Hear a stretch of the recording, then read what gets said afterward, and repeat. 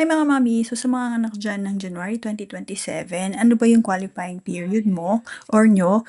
And ano ba yung mga months na dapat may contribution kayo? So ipapakita ko rin dito kung paano ba mag-file ng SSS Maternity Benefits.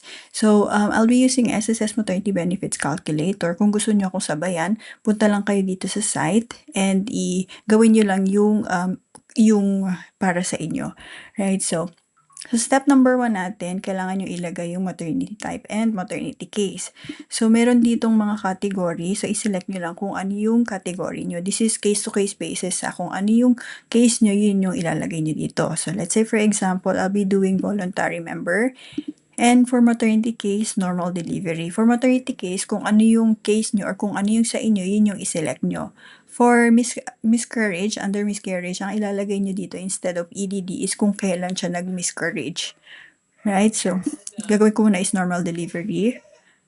And for step number 2, lalagay natin kung kailan ang due date natin. Since ang topic natin is yung para sa mga January ang EDD, so lagay natin January 2027.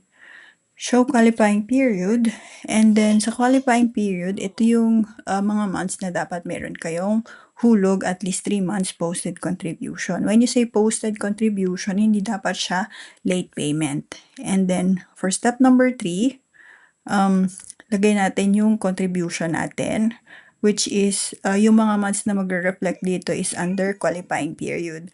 So let's say for example, under voluntary, ang kayo sa voluntary, non-working spouse, and self-employed, as of now, ang pinaka mababa na contribution is 750. So, kung halimbawa voluntary kayo or self-employed or non-working spouse, pwede kayong mamili dun sa self-employed and voluntary member, pwede kayong mamili doon sa contribution table di SSS kung magkano yung gusto nyo ihulog. So, pwede nyo siyang i-adjust, depende sa inyo. Right? So, sample lang itong ilalagay ko ha. So, kung ano yung contribution nyo, yun yung ilagay nyo dito. So, saan ba nakikita yung mga contribution? You can check sa account nyo sa my.sss. And then, under contribution, doon siya nakikita. Okay? So, copy all.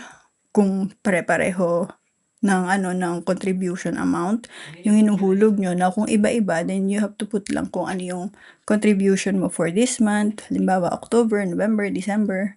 Ilagay nyo lang kung ano yung tamang amount ng contribution nyo. And then, click calculate. Yan. So, ito yung estimate MATBEN na pwede kong makuha kay SSS based dito sa contribution na nilagay ko sa step number 3. Okay, so step number 4, yan. So, kapag nakita nyo to, you may still increase your benefits. So, ibig sabihin, aside dito sa 49,000 na to, pwede mo pa raw siyang ma-increase or mapataasan ng up to 14,000 additional. So, paano? Pwede mo siyang i-click. Ayan. And then, i-check mo dito. So, meron ka pang mga current year na pwede mo panghulugan. So, let's say for example, ngayon kasi is June. So, kung hindi mo pa nahulugan yung June mo, pwede kang maghulog ng, let's say, ang suggested dito is 3,000. Bakit? Ito kasi yung pinaka-maximum na pwede mong ihulog kay SSS based sa monthly salary credit na kinakount nila. So, above 3,000, let's say 3,500, 4,000, above that, mapupunta na siya sa mandatory pension fund. So, let's say for example, ayan, ang binayaran ko or nag-increase ako ng bayad ng 3,000 for June, July, August, and September. So, calculate natin. So, ayan, nadagdagan siya. Instead na nasa 40 plus lang yung makukuha ko, naging 63,000 na siya. So, yun. And let's go back to... Okay. Yan. So, ito yung last na ano ko, no? Na, kunwari hindi ako ang increase. So, as is ako dito sa estimate natin. Kung gusto nyo siyang i-increase and meron pa kayong current and future months na pwede nyong hulugan, then I suggest, kung kaya, pwede kayong magdagdag ng contribution.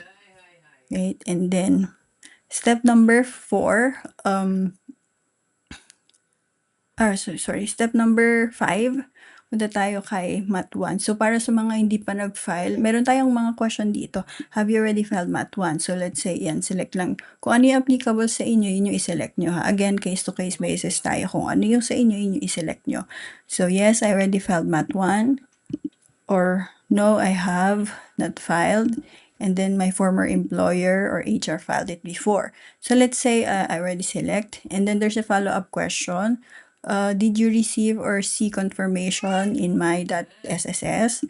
So, yan, kung meron kayong na-receive, click nyo lang siya. Kung wala, ayan. So, may next ano naman dito, action or to do na pwede mong basahin. Right? Yes, and then step number 6. So, for step number 6, kung meron ka ng DAEM or yung disbursement account or ito yung ini-enroll para doon isi-send ni SSS yung makukuha mong benefits. So, let's say for example, yes, I have an approved DAEM account, or I enrolled but still pending, or no, I don't have one yet. So, kung ano yung sa inyo, yun yung select nyo. So, let's say, yes, I already have. And then, may follow-up question again dito kung matches ba yung mga details mo from SSS and your registered DAEM. So, yes, kung yes, yun yung piliin nyo. Kung no, then, yeah, may mga to fix dito or actions na you need to do. Basahin niyo lang din siya. And then for step number 7, for filing ng MAT2. So yung filing ng MAT2, usually after ka ng mga anak nito. So ang binibigay lang namin dito is yung checklist para may idea kayo kung ano yung kailangan yung i-prepare after yung mga anak. So SSS might request more additional requirements, depende sa case nyo. Ang kailangan mo lang naman gawin doon is to provide lang kung ano yung mga additional requirements na pwede nilang hingin sa inyo. And then for PhilHealth requirements, this is add-on lang ha, para ma-maximize nyo rin yung iba pang mga benefits ng government. So for PhilHealth requirements, naglagay din kami dito ng mga other requirements na pwede nyo i-provide para makuha nyo rin yung PhilHealth benefit. So usually this is para sa mga accredited na, let's say, hospital, clinics, or lying in, na pwede kayong makakuha ng discount provided they are PhilHealth accredited. Right, so sa mga gustong magpa-compute or magpa-check ng kanilang SSS MatPen, comment lang your EDD and your month contribution. And for self-computation, pwede po kayong pumunta sa SSS, maternitybenefitscalculator.com. And please don't forget to subscribe and hit the notification button para if ever meron tayong next video, ma-notify din kayo. And by the way, para sa mga need ng extra fund, I have a referral link dito. I-click nyo lang to. And then apply for a Union Bank credit card. Madadirect kayo kay Union Bank credit card website. Wala tayong commitment po dito ha, whether you're approved or not. Pwede kayong mag-fill up. So kung halimbawa na-approve kayo, then you can use this for your extra fund kung may mga kailangan kayong bilhin and kulang yung budget nyo.